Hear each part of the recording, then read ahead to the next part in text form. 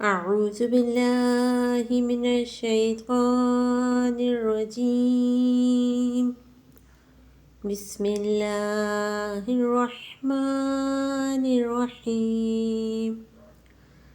میم ساکن کے 3 قاعدے ہوتے ہیں۔ نمبر 1 ادغام شفوی، نمبر 2 اخفاء شفوی اور نمبر 3 اظہار شفوی۔ ادغام شفوی کب ہوتا ہے؟ جب میم ساکن کے بعد دوسری میم آ جائے، جیسے یہ ہے انتم مظلمون، میم ساکن ہے اور میم ساکن کے بعد یہ دوسری میم آ گئی تو ہم ادغام شفوی ہوگا۔ وَلَكُمْ مَا كَسَبْتُمْ آتَيْتُكُمْ مِنْ كِتَابٍ، ہم نے میم ساکن کے بعد دوسری میم آئی، یہاں پر بھی غنہ کیا، اور نون ساکن کے بعد حرف اخفا میں سے کاف آ گیا تو یہاں پر بھی غنہ کیا۔ آتیتکم من کتاب فہم مقمحون وہم معرضون۔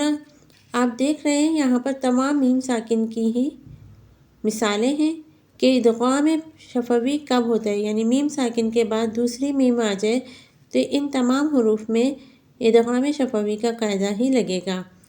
لَهُم مِّنَ الْحُسْنَى، اب ہم پڑھیں گے اخفاء شفوی یعنی میم ساکن کے دوسرے قاعدے کے بارے میں کہ اخفاء شفوی کب ہوتا ہے۔ میم ساکن کے بعد حرف با آ جائے تو وہاں اخفاء شفوی ہو۔ یہ میم ساکن ہے اور میم ساکن کے بعد حرف با آ گیا۔ ہم جب بھی کسی بھی قواعد کو دیکھتے ہیں تو ہمیشہ ہم نے یہ دیکھنا ہوتا ہے کہ ہم جس کے بارے میں پڑھ رہے ہیں اس کے پیچھے یا آگے حرف کی بڑی اہمیت ہوتی ہے، کیونکہ اسی حرف کو دیکھ کر ہی اس حرف کا قاعدہ بنتا ہے۔ جیسے میم ساکن ہے تو میم ساکن کے بعد حرف با آئے گا تو یہاں اخفاء شفوی ہو۔ جس طرح میم ساکن کے بعد دوسری میم آ جائے تو ادغام شفوی ہوگا، اسی طرح میم ساکن کے بعد اگر حرف با آئے گا تو اخفاء شفوی ہوگا، اور اخفاء شفوی میں ہم غنہ کر کے پڑھیں گے۔ تأتیہم بآیات، یہاں پہ جھٹکا دیں گے کیونکہ یہاں حمزہ ساکنہ ہے، لیکن میں یہاں حمزہ ساکنہ کا قاعدہ آپ کو ڈیفائن نہیں کروں گی کیونکہ ابھی ہم یہاں پر اخفاء شفوی پڑھ رہے ہیں۔ علیکم بوکیل، علیکم، میم ساکن کا جو غنہ ہوتا ہے وہ غنہ آنی ہوتا ہے۔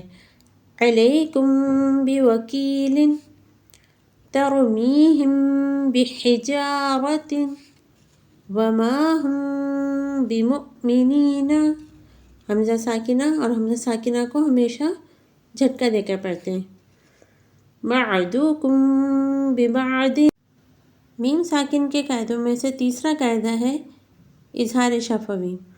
ہم جیسے کہ پیچھے پڑھ چکے ہیں کہ میم ساکن کے بعد اگر دوسری میم آ جائے تو ادغام شفوی، میم ساکن کے بعد اگر حرف با آ جائے تو اخفاء شفوی، لیکن اظہار میں یہ ہے کہ جب میم ساکن کے بعد حرف با اور میم کے علاوہ کوئی تیسرا حرف آ جائے تو وہاں اظہار شفوی ہو۔ اظہار شفوی میں ہم غنہ نہیں کرتے، جیسے کہ ادغام اور اخفاء شفوی میں ہم نے غنہ کیا، لیکن اظہار شفوی میں ہم غنہ نہیں کریں گے۔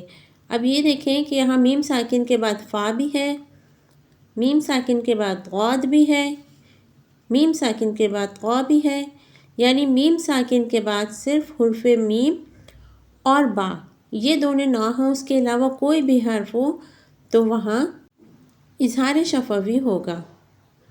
آئیے ہم اظہار شفوی کی اب مثالیں پڑھتے ہیں۔ ہم فیہا، ہم، اب آپ کو یہ جو ہم کے اندر آواز آئی ہے میری، یہ اس کا ذاتی غنہ ہے۔ ہم فیہا، ہم نے یہاں پہ غنہ ظاہر نہیں کیا، یہ میم کا اپنا غنہ ہوتا ہے جسے ہمیشہ پڑھتے ہوئے ادا ہوتا ہے۔ امضا وامطرنا، الم نشرح، ام صبرنا، علیہم غضب، علیہم غضب۔ یہ میم ساکن کے تینوں قواعد ہم نے پڑھ لیے ہیں اور ہمیں اچھی طریقے سے سمجھ آ گیا ہوگا کہ کہاں اخفاء شفوی ہوگا، کہاں ادغام شفوی ہوگا اور کہاں اظہار شفوی ہوگا۔